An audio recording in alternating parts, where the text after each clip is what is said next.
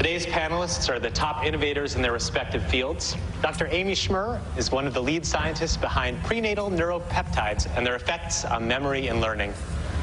Yes, that's correct. Well, he's been in TV shows like Inside Amy Schumer, 30 Rock, Difficult People, but the biggest role of his life, fatherhood. Comedian and actor Doug Moe combined his comedic skills and experience as a new father to pen a book about parenting, and it is just for dads. He's here now to talk about Man versus Child, One Dad's Guide to the Weirdness of Parenting. Welcome, Doug Moe. Thank you. Thank you so much for being here. So, just reading your book, I expected it to be funny, but a lot of useful information as well. Oh, that's good to hear. Yeah, I tried to sneak some useful things in with the funny stuff. Yeah, so tell me a little bit about why you wanted to write this book. I wrote the book. I have a daughter, and who's 11 now. She's 11 now. So I mean, if things went wrong, it's been a while. Like, so it started a while ago.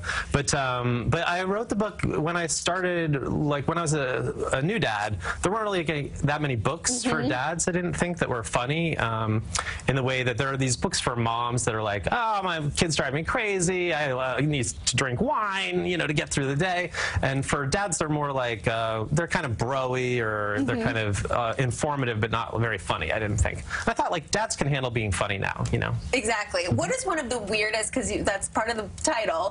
What was one of the things that you found most weird when you became a new dad? You write about a lot of different things. Yeah, one of the weirdest things of being a dad, I guess.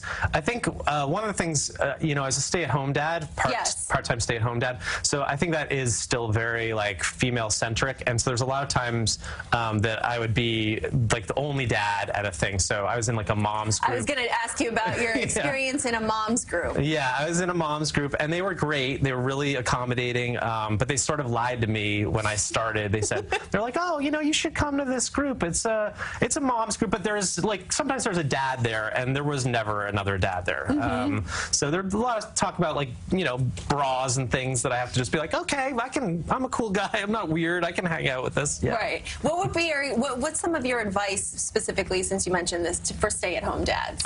I think being any kind of a stay-at-home parent, like you will crave other human contact besides your child. So I think, especially for dads, it can feel like hard to make new friends, or be kind of like, I think moms have an easier time being like, oh, here's another mom at the playground, I'll talk to her.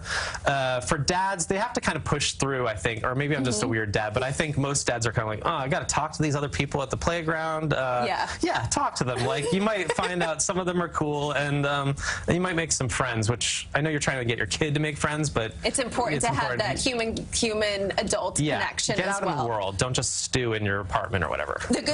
Your book, it's separated into dealing with babies, dealing with toddlers, dealing with children, and then throughout you talk about these hidden horrors of parenting. One of them that I thought was really funny was the dilly-dally.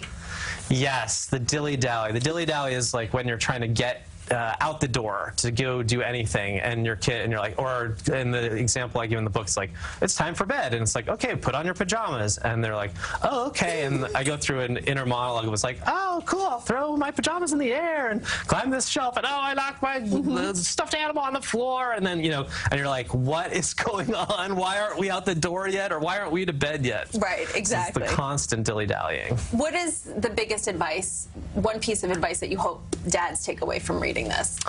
I think the biggest piece of advice would be that you are a parent, a good parent. You can parent too. So step up, try, and if you don't get it right, like, the kids forget eventually.